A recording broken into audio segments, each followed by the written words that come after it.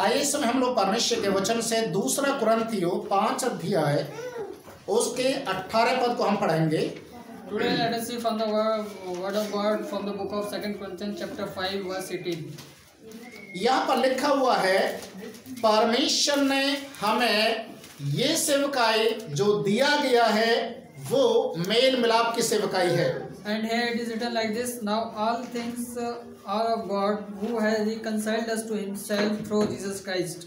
इसके 19 पद में लिखा हुआ है, परमेश्वर होकर भी प्रभु यीशु मसीह हमारे लिए मनुष्य रूप धारण किया।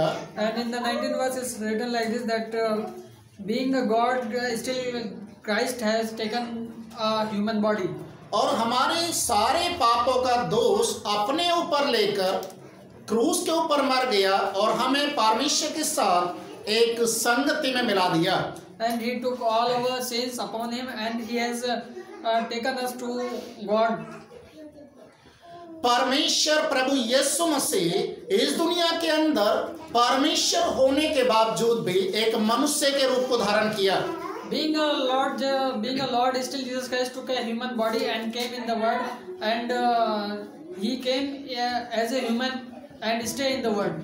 परमेश्वर का वचन कहता है, जो रिश्ता आदम और परमेश्वर के बीच में पाप के कारण टूट गया था, उस रिश्ते को फिर से प्रभु यीशु मसीह के द्वारा बनाया गया। And it tells us that the relation between God and Adam, which was broken because of sin, that was reconnected by Jesus Christ. Bible हमें बताती है, हर एक बेटे का कोई ना कोई बाप होता है, पर आदम का जो बाप था वो स्वयं परमेश्वर था। And the Bible says that everyone is having a father, and Bible says that Adam has a father, that was God Himself. हर एक व्यक्ति का एक पिता होता है और आदम को परमेश्वर ने स्वयं अपने हाथों से बनाया, परमेश्वर ने उसको पैदा किया, इसलिए आदम का पिता परमेश्वर कहलाया। And every person is having a father, and God Himself made Adam. That's why he was called as father of Adam. इसलिए परमेश्वर का वचन कहता है, जब आदम ने पाप किया तो परमेश्वर को बहुत दुख हुआ इस चीज से। And that's why the Bible says that when Adam did sin, God was very sad because of this. परमेश्वर ने आदम को अदन की वाटिका से बाहर तो कर दिया, परंतु उसके मन के अंदर, उसके दिल के अंदर ये इच्छा थी कि आदम फिर से मेरा बेटा बनकर मेरे लिए जीवन को जिए। And in anger, God has taken out Adam out of this Eden garden, but still he had one desire that he should come as my son again. वचन कहता है, आदम परमेश्वर की ओर नहीं लौटा, बल्कि वो अपने रास्ते पे चलना शुरू किया और एक तरीके से वो पाप के रास्ते को अपना लिया। And the Bible says that he didn't come back, and he took his way, and it says that he took the way of sin. Bible हमें बताते हैं, रोमियो की किताब उसके 5 अध्याय के 12वें पद में लिखा है, And Bible says in the book of Romans chapter 5 verse 12, एक मनुष्य के द्वारा पाप आया और पाप सारी मनुष्य जाति में फैल गया। And the sin came because of one man, and it was spread all over humans. एक व्यक्ति के द्वारा पाप आया और पाप सारी मनुष्य जाति में फैल गया। Because of one man the sin came, and it was spread all over humans. ये पहला जो व्यक्ति था ये आदम था जिसके द्वारा पाप आया। And it was the very first person because of sin that sin came in the world, that was Adam. बहुत सारे लोग इस तरीके से मानते हैं कि आदम ने जो पाप किया, जो फल खाने के लिए परमेश्वर ने मना किया था, उसके कारण अगर आदम फल नहीं खाता तो पाप नहीं होना था। And many people think that he took that fruit which was God asked him not to take, but still he take, and because of that he did that sin, and that came in the world. बहुत सारे लोगों का मानना है जो आदम ने फल खाया वो सेब था, एप्पल था। And many people think that fruit that Adam has taken, that was apple. और बहुत सारे लोगों का मानना है कि एप्पल खाने से हम पाप करते हैं। And many people think that if we are eating apple, we are doing sin. इसलिए कितने लोग एप्पल नहीं खाते। And that's why many people don't take apple. पर इसका अर्थ ये नहीं है। But it is not like this. फल खाने से पाप नहीं हुआ। And it was not sin because of eating an apple. पाप की परिभाषा है आज्ञा, प्रभु की आज्ञा ना मानना। And the definition of sin is disobedience of God. अगर आज हम परमेश्वर की आज्ञा का पालन नहीं करते तो हम भी पापी ठहरते हैं। And if we are not obeying to God, it means we are a sinner. Romeo की किताब 3 अध्याय उसके 23 पद में लिखा है, And the Bible says in the book of Romans chapter 3 verse 23, सबने पाप किया, everyone is a sinner, सबने पाप किया और परमेश्वर के महिमा से दूर चले गए। and everyone is a sinner and he is away from the glory of God. देखिए, आदम ने फल खाया, पूरी दुनिया ने तो फल नहीं खाया। Only Adam has taken the fruit, not the whole world took the fruit. आदम ने आज्ञा नहीं माना, इसी कारण उसकी संतानें जो होती गई वो भी आज्ञा का उल्लंघन करती रही। And because Adam took the fruit and he disobeyed God, and that's why his all generations also were called as a sinner. इसलिए सारे मनुष्य जातियों ने अपने अपने मार्ग को अपनी इच्छा के अनुसार, अपनी सोच के अनुसार अपनाना शुरू कर दिया। And that's why all the humans took their own ways by their own decision and by their own desires. और मनुष्य इतनी ज्यादा पाप में गिरती हुई चलेगी कि पाप की मजदूरी भी परमेश्वर ने ठहरा दिया। And all the people were going in the sin in such a way that God has put as a result for that sin. रोमी की किताब 6 अध्याय उसके 23 पद में लिखा है, And in the book of Romans chapter 6 verse 23 it says like this, पाप की मजदूरी मृत्यु है, and the cost of the sin is death. परंतु परमेश्वर का धन्यवाद हो, परमेश्वर का वरदान मसीह यीशु में अनंत जीवन है। But it is thankful to God that if we are in Christ we are having abundant life. मैं बीते दिनों में मैं बता रहा था कि परमेश्वर को कभी किसी ने नहीं देखा, And in the last day I was telling that nobody has seen God. पर यीशु मसीह के द्वारा हम परमेश्वर को देख पाए कि परमेश्वर कैसा और कितना प्रेम मनुष्य जाति से करता है। But because of Jesus we were able to see that how loving God, our God is. परमेश्वर का वचन कहता है कि सबने पाप किया और पाप की मजदूरी मृत्यु है। And the Bible says that everyone is a sinner and the wages of the sin is death. प्रभु यीशु मसीह जो परमेश्वर का पुत्र है, And the Son of God who is Jesus Christ, उसके द्वारा, उसके बलिदान होने के कारण हमें पाप की माफी मिलती है। and by his sacrifice we are saved from all the sins.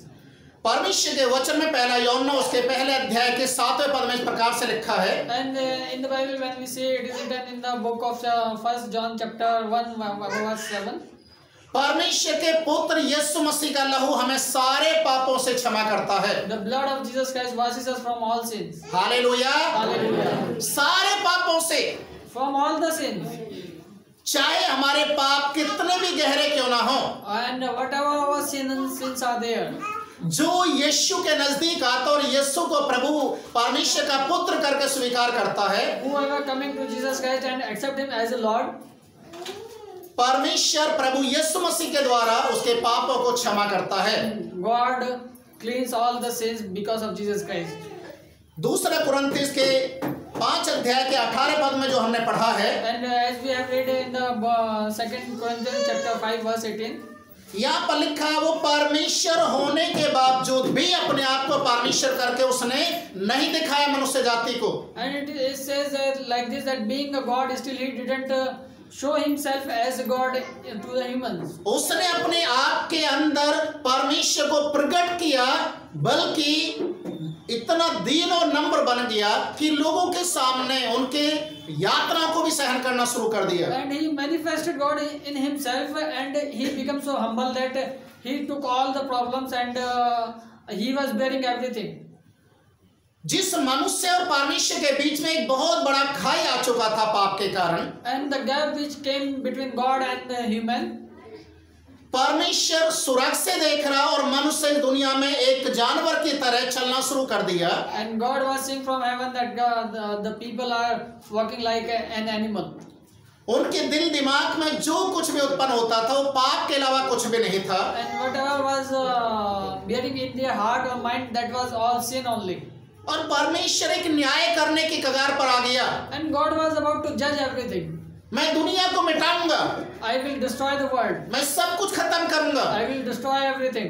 नूह के समय में परमेश्वर ऐसा कर चुका था, And God has done like this in the time of Noah. सारी दुनिया को खत्म कर दिया था। He destroyed the whole world. अब ये सेकंड टाइम है कि परमेश्वर सारे दुनिया को खत्म करने के लिए सोच रहा है। And it was the second time that God wanted to destroy the world. परमेश्वर ने विचार किया, and God thought, एक प्लान किया and He made a plan कि मैं मनुष्य जाति को नाश करने की जगह अपने पुत्र को ही क्यों ना नाश कर दूं। and instead of destroying all the people, let me kill my son. मैं एक पुत्र को मरने के लिए संसार में दूंगा I will give my son to die, और मुझे लाखों करोड़ों लोग मेरे बेटा और बेटी बन जाएंगे। and all the humans will become my son and daughters. Hallelujah, Hallelujah. Hallelujah. Hallelujah. परमेश्वर का वचन कहता है यीशु मसीह परमेश्वर का पुत्र होने के बाद कालवरी क्रूस के ऊपर अपनी जान को दिया। And the Bible says, being the Son of God, still He died on the cross of Calvary. वो परमेश्वर का पुत्र था, He was the Son of God, उसने उन कार्यों को किया जो इस दुनिया के अंदर कोई भी नहीं कर सकता। and He did so many miracles that nobody can do. उसने उन कार्यों को अंजाम दिया जो मनुष्य कभी सोच भी नहीं सकता था। And He did so many works that even the people can't even think about that. क्या कभी आपने किसी से सुना कि मरे हुए लोग जिंदे हो सकते हैं?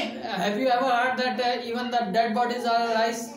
कभी आपने सुना जन्म से अंधे या लंगड़े देख सकते, चल सकते हैं? Have you ever heard that a deaf or a lame person by his birth he can see or walk? क्या आपने कभी इन बातों को देखा कि आंधी तूफान भी किसी के बोलने से शांत हो जाए? And have you heard that even the storm become quiet by his voice? क्या आपने कभी ये देखा कि इस प्रकृति के ऊपर भी कोई अधिकार दे और पेड़ पूरा सूख जाए? And have you ever heard that if anybody tells to a tree and it become dry? वचन कहता है यीशु मसीह ने उन कामों को करके दिखाया, And the Bible says that God, Jesus did all these things क्योंकि वो स्वयं परमेश्वर था, because He Himself was God, उसके अंदर परमेश्वर होकर कार्य किया, and in Him God did work. इसलिए वो कालवरी क्रूस के ऊपर मरा ताकि हमारा मेल और मिलाप परमेश्वर के साथ कर दे। That's why He died on the cross and we can come closer to God. Bible कहते हो ऊंचे पर इसलिए चढ़ाया गया And the Bible says that he was dead on the height, कि ऊपर वाले परमेश्वर को जमीन तक लेकर आ जाए, that from that height He can bring God to the world, और जमीनी इंसान को परमेश्वर तक मिला दे। and He can reconcile the human with the God. क्योंकि स्वर्ग तक जाने के लिए, परमेश्वर तक मिलने के लिए केवल एक ही रास्ता है, एक ही माध्यम है, वो है यीशु मसीह। And there is only way to heaven, and that is Jesus Christ. Hallelujah, Hallelujah. प्रभु यीशु मसीह इस दुनिया के अंदर आया मेल मिलाप कराने के लिए। And God, Lord Jesus Christ came in the world to reconcile us with God. परमेश्वर का वचन कहता है कि जो रिश्ता मनुष्य और परमेश्वर का टूट गया था, उस रिश्ते को फिर से जुड़वाने के लिए प्रभु यीशु मसीह एक मध्यस्थ बनकर आया। And Bible says that Lord Jesus came in the world as a mediator to make the relationship between God and humans. वचन हमें इस बात के लिए भी हमें सिखाता है। And the word teaches us for this. यूहन्ना रचित सुसमाचार उसके 15 अध्याय को 12 पद से हम पढ़ते हैं। When we see from the book of John chapter 15 verse 12, वहां पर इस प्रकार से लिखा हुआ है, it is written like this. परमेश्वर का जो प्रेम है वो हमें इसलिए तैयार करता है कि हम एक दूसरे से प्रेम करें, और सच्चा मित्र वही है जो अपने मित्र के लिए जान दे दे। And it says like this, that the love of God make us ready so that we can love each other, and the real friend is that who can even die for the friend. जिसके अंदर प्रेम होता है वही परमेश्वर से प्रेम कर सकता है। And the person who is having God in him, he only can love. आज इस दुनिया के अंदर बहुत सारे दोस्त बनते हैं, And today in the world we are having so many friends. पर दोस्ती के पीछे एक लालच, एक अपनी इच्छा को पूरा करना होता है। But behind that relation we are having some greed. अपनी इच्छा पूरा हो जाए, अपना काम बन जाए, उसके बाद दोस्ती भी तोड़ देते हैं। And let our desire shall be fulfilled, and after that we broke that relationship also. ऐसे लोगों को हम मतलबी कहते हैं, या बहुत सारे शब्दों को ऐसे लोगों के लिए इस्तेमाल कर सकते हैं। And we call them like a selfish or greedy and so many things. समय आने पर गधे को भी बाप बनाने वाला भी बोल सकते हैं। And even we can make a donkey as a father on the time. पर वचन कहता है कि सच्चा मित्र वही होता है जो अपने मित्र के लिए प्राण दे दे। And the Bible says that real friend is that who even can die for the friend. प्रभु यीशु मसीह हमारा एक ऐसा मित्र बना जो हमारे साथ दोस्ती करके परमेश्वर के साथ हमारा मेल करा दिया। And Lord Jesus Christ came and He became our friend so that He can reconcile us with God. क्योंकि ये प्रेम जो परमेश्वर की ओर से होता है, यूहन्ना रचित सुसमाचार 3 अध्याय के 16वें पद में लिखा है, And it is written in the book of John chapter 3 verse 16. परमेश्वर ने जगत से प्रेम किया For God so loved the world, और उस प्रेम की खातिर अपने पुत्र यीशु को दिया, and he gave his only begotten son, ताकि उसके मरने के कारण हमारा मेल मिलाप परमेश्वर के साथ हो जाए। so that we can reconcile with God. वहां पर किसी जाति किसी धर्म के लिए नहीं लिखा, It is not written about any caste or religion. वहां पर लिखा है संसार से प्रभु ने प्रेम किया। It is written like this, that God so loved the world. परमेश्वर चाहता तो दुनिया को नाश कर सकता था नूह के समय में जैसे किया, And if God wanted, he can destroy the world as he destroyed in the time of Noah. पर परमेश्वर ने दया किया हमारे ऊपर, जब हम कुकर्मी थे, पापी थे, तब यीशु मसीह हमारे लिए आया और कालवरी क्रूस के ऊपर मरा। And God gave his mercy, and he gave Jesus Christ, and he came in the world, and he died on the cross of Calvary. क्योंकि वो हमसे प्रेम करता है, Because he loves us. उसका प्रेम इस बात को प्रकट करता है कि हम पापी होने के बावजूद भी हमसे उसने प्रेम किया। And it shows us that being we are sinners, still he loved us. यूहन्ना रचित सुसमाचार उसके 4 अध्याय को जो हम पढ़ेंगे, When we see from John chapter 4, उसके 12वें पद को और 20वें पद में इस प्रकार से लिखा हुआ है, verse 12 और 20, and 20, प्रभु परमेश्वर प्रेम है, that Lord is love. जब हम प्रभु से प्रेम करते हैं, When we love God, प्रभु हमें सिखाता है and he teaches us अपने दुश्मन से भी कैसे प्रेम करें। how to love our enemy. प्रभु प्रेम है, God is love, प्रभु हमें सिखाता है and God teaches us कि हम इस दुनिया के अंदर अपनी आंखों से देखने वाले लोगों से प्रेम रखें। so that the people who we are seeing, how we can love them. आपने शायद देखा होगा बहुत सारे लोग देवी या देवता भगवान से बहुत प्रेम करते हैं, And you may have seen that many people love that idol and goddess, so many things. वो बड़ा तिलक लगाते हैं, बड़े पूजा पाठ करते हैं, They are having big mark, and they make many worships. बहुत सारे तरीके से अपने आप को दिखाते हैं कि वो परमेश्वर को कितने मानने वाले हैं। And they are having different types of by which they can show that how much they love to God. पर कई बार ऐसा इंसान गरीब या एक ऐसा व्यक्ति जो बहुत ज्यादा जरूरतमंद है, ऐसे व्यक्ति के सामने आ जाए, And if a person who is very needy, if he comes in that of that person, उसे अपने घर के सामने से निकाल देते, उसे गाली देते, यहाँ तक कि उसे धक्के मारकर भगा देते हैं। and they abuse him, and even they push him away from his house. परमेश्वर का वचन कहता है कि ऐसा व्यक्ति जो परमेश्वर से तो प्रेम करता है पर मनुष्य से नफरत करता है। And God says the person who loves to God and hated with the human. वो कैसे परमेश्वर से प्रेम कर सकता है जबकि मनुष्य से वो नफरत करता है? How he can love God if he is hating to the person? आज बहुत सारे ऐसे लोग हैं जो जानवरों से इतने प्रेम करते हैं, अपने साथ उनको बैठाते हैं गाड़ी में, अपने साथ बिस्तर में सुलाते हैं, पर कभी भी गरीब को 1-2 कदम आगे चलने के लिए उसको जगह नहीं दे सकते बैठाने के लिए गाड़ी पर। And many people love the animals so much that they stay with them, they sleep with them, but to a needy person they don't take him even for the 2 steps. बहुत सारे लोग हैं जो जानवरों के लिए बहुत महंगा महंगा खाना लेकर आते हैं और गरीब को 1 रोटी भी देना उनके लिए बहुत मुश्किल है। And they give expensive foods to the animal, but they don't give a single piece of loaves even to the poor. कुछ समय पहले हम लोग एक के घर में गए थे, वहां पर उनके घर में बहुत सारे जानवर थे, कुत्ते बिल्ली ऐसे बहुत सारे पाल रखे थे। A long time back we went to one house, they are having cats and dog in their home. और उनके टेबल पर बहुत सारे जो फ्रूट्स रखे हुए थे, And on the table they were having so many fruits. कुछ बिस्किट भी थे, And some biscuits are there. और उस घर के मालिक ने हमें बताया कि ये जो सेब है, जो एप्पल हैं, ये ऑस्ट्रेलिया से मंगाए हैं। And that owner told us that the apples are from Australia. ये जो बिस्किट हैं ये अमेरिका से मंगाए हैं। And these cookies are from America. उसकी बातों को सुनकर हमें भी बड़ा ताज्जुब हुआ कि इतनी महंगी चीजें इतने विदेशों से मंगाई हैं। And we were very astonished that they are having so many expensive from the foreign. तो हमने पूछा कि किसके लिए? And then we asked them for whom you have taken all this. आपको बड़ा ताज्जुब होगा, उन्होंने जब बताया कि ये कुत्तों के लिए है। And you may be astonished that all these things were for the dog. आपके आसपास में इतने इंसान जो गरीब तत्व के घूमते हैं, रोड के ऊपर पड़े रहते हैं, रात में बिताते हैं, गर्मी सर्दियों में, और बीमारी हालत में पाए जाते हैं, उनको कभी भी कोई 1 रुपया देकर मदद नहीं कर सकता। And you can see that there are many needy people who are sleeping outside and they are not having proper food and home, and nobody is caring about them that they can even give a single rupee to them. पर वो जानवरों के लिए देखिए कहां कहां से खाना और बहुत सारी चीजें मंगाते हैं। But you see for the animal from where they are taking the food. क्या आपने कभी भी इस बात के लिए कभी सुना है, देखा है कि स्वर्ग में जानवर भी जाएंगे? Have you ever heard that even the animals will go to heaven? नहीं, क्योंकि उनके अंदर आत्मा नहीं है। No, because they are not having the spirit. पर जो इंसान को देखने के बाद भी इंसान से प्रेम नहीं कर सकता, वो परमेश्वर से क्या प्रेम करेगा जिसको कभी उसने देखा नहीं? But a person who is seeing a person and he is unable to love to the person, then how he can love to God to whom he has never seen?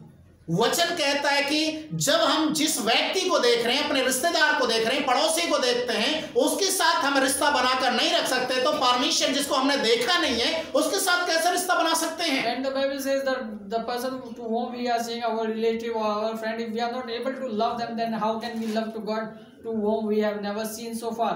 हमेशा एक बात को याद रखिए, मत्ती रचित सुसमाचार उसके 25 अध्याय में एक जजमेंट के विषय में लिखा हुआ है। And always remember one thing in Matthew in chapter 25 it is written about the judgment. वहां पर लिखा है, मैं तुम्हारे घर में आया पर तुमने मुझे खाना नहीं दिया। And it is written like this that I came to your home but you didn't give me food.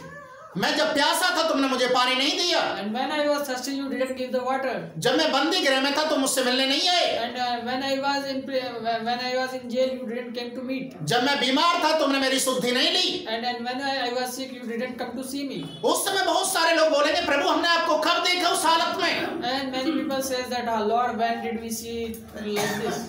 प्रभु हमने कब आपको इस कंडीशन में देखा और आपकी मदद करने के लिए हम खड़े नहीं हुए? And when did we see like this and we didn't come to help you? उस समय परमेश्वर अपने लोगों की ओर दिखाकर हाथ से दिखाकर बोलेगा, ये मेरे दास और दासी जो इस दुनिया में सेवकाई किया, क्या तुमने इनकी मदद किया? And God will show his hand and all his servant he will show and he will ask to them that have you ever helped them? क्योंकि मेरे दास के साथ जो करता है वो मेरे साथ करता है। And the person who is doing with my servant he is doing with me. जब वो भूखा था तुमने उसको खाना दिया तो इसका मतलब मुझे भी दिया। And he says that when I was hungry and you gave food to them, that means you gave food to me. जब तुमने उनकी मदद किया तो मेरी भी मदद किया। And when you helped them you helped me. क्योंकि वचन कहता है प्रभु यीशु मसीह अपने लोगों के बीच में रहता है। And the Bible says that Lord Jesus Christ stay in his people. Hallelujah, Hallelujah, hallelujah, Hallelujah. ये मेल मिलाप की सेवकाई परमेश्वर ने हमें दिया है। And this mediation or reconciliation ministry God has given to us. ये किसी इंसान के बस की नहीं है कि एक व्यक्ति अपना घर, अपना परिवार, अपना समाज सब कुछ छोड़कर ऐसे लोगों के बीच में रहे जो ना उनकी जाति के, ना उनके धर्म के, ना उनका उठना बैठना वो जानते हैं, ना रीति रिवाज के विषय में जानते हैं। And it's a very impossible thing that if a person doesn't know even about any caste or any religion or any tradition of another person, then still he is leaving his house and staying in between them. पर परमेश्वर ही है जो हमें इस बात के लिए विवश करता, तैयार करता है कि जैसे तुमने परमेश्वर के साथ मेल मिलाप किया वैसा ही उन लोगों को भी परमेश्वर के साथ मिलाए जो आज भी दुनिया की नजरों में रीति रिवाज में खोकर पूरी रीति से बर्बादी की ओर जा रहे हैं। And it is God only who is making ready to be with that people.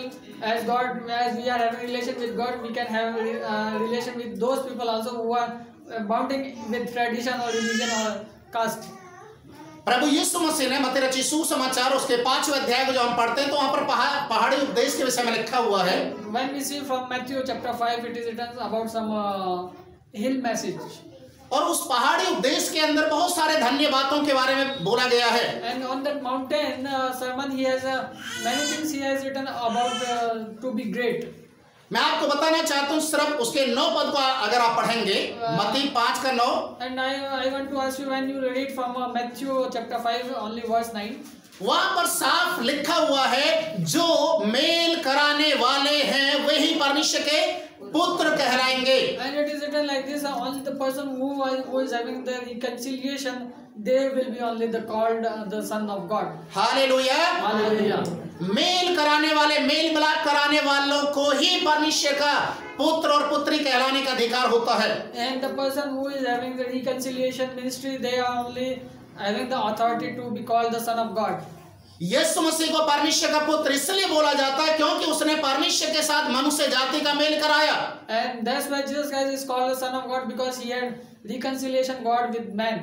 यदि आप परमेश्वर का बेटा और बेटे हैं तो आपको भी ये मेल मिलाप करना है और करवाने का कार्य आपको करना पड़ेगा। And if you are also the Son of God, then you also have to do the same work.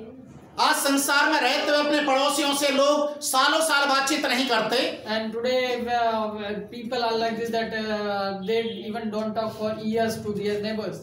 अपने रिश्तेदारों के साथ उठना बैठना नहीं रखते क्योंकि उनके साथ अपने रिश्ते को खत्म कर देते हैं। And even they break relation with their relatives and don't meet them. बहुत सारे लोग शिक्षा भी ऐसा देते हैं, आप प्रभु में आगे तो अपने रिश्तेदारों के साथ उठना बैठना आना जाना बंद कर दो।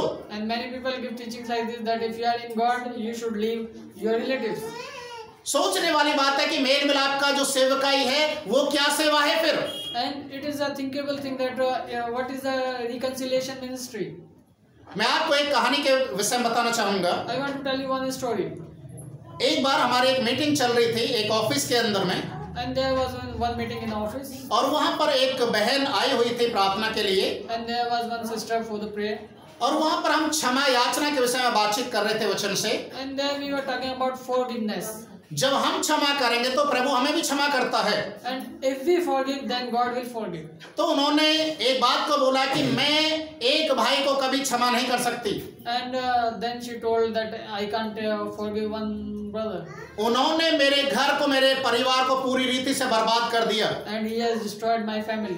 और आज वो व्यक्ति जेल में पड़ा हुआ है, मेरे मन से वो कभी भी क्षमा नहीं पाएगा। And today he is in jail, and from my heart he can't be forgiven. तो उससे हमने पूछा कि क्या बात थी, इतना जो आपके अंदर कड़वाहट है किस कारण से है। And then we asked that what is the reason for this bitterness. और उन्होंने बताया कि एक समय ऐसा था कि उनको जरूरत थी, मेरे घर में आए, हमने उनको पैसे से मदद किया। And then she told when he was in need, he came to our house and we gave money to him. काफी मोटी रकम उनको दिया गया, कई लाख रुपए की बात थी। And we gave many lakhs.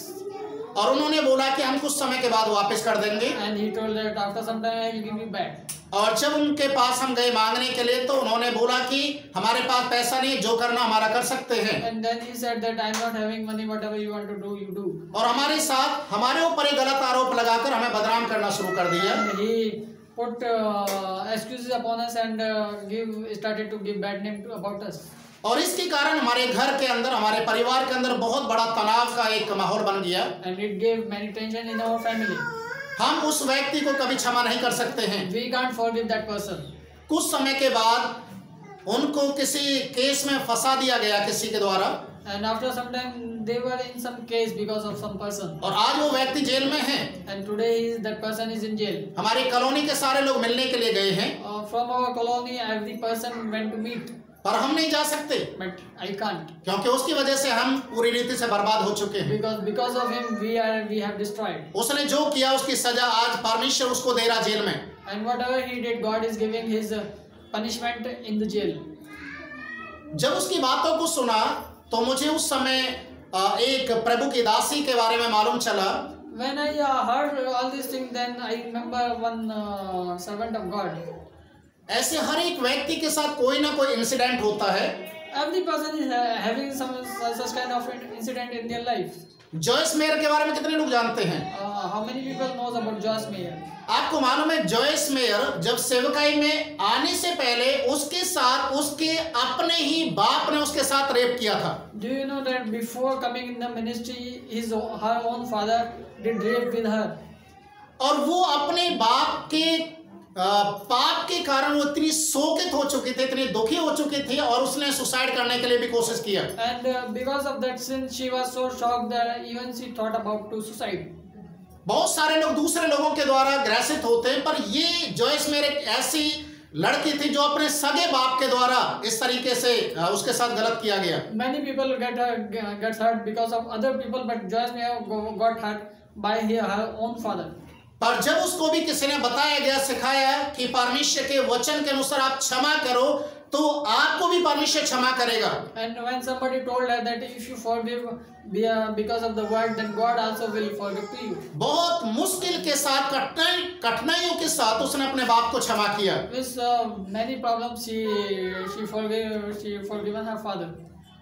जब जॉयस मेयर ने अपने बाप को क्षमा किया, when she forgiven her father, परमेश्वर ने उसको उठाना शुरू किया। God started to raise her. वो चर्च में जाना शुरू की, She started to go to church. वचन सीखना शुरू किया, And she started to learn the word of God. और आज की डेट में पूरे विश्व के अंदर जॉयस मेयर एक बहुत बड़ी प्रचारक के रूप में बन चुकी है। And today she is having a big name in all over the world as a preacher of God. यदि वो अपने बाप को क्षमा नहीं करती, If she didn't forgive her father, आज जिस स्थिति में वो खड़ी है, जिस स्टेज पर वो खड़ी है, वो कभी नहीं बढ़ सकती थी। and today at the stage where she is standing, she can't be staying over there. और उस बहन को भी मैंने यही बात को सिखाया कि जब जॉयस मेयर अपने सगे बाप को क्षमा कर सकते हैं, परमेश्वर अपने प्रभु यीशु मसीह अपने ऊपर लगाए हुए आरोप और जिन लोगों ने यीशु मसीह को क्रूस के ऊपर चढ़ाया उनको क्षमा कर सकता है। And then I told her if Joyce Meyer can forgive like this, and even Jesus Christ also forgive all the people who has given him punishment on the Calvary. आप क्यों नहीं क्षमा कर सकते? Why can't you forgive?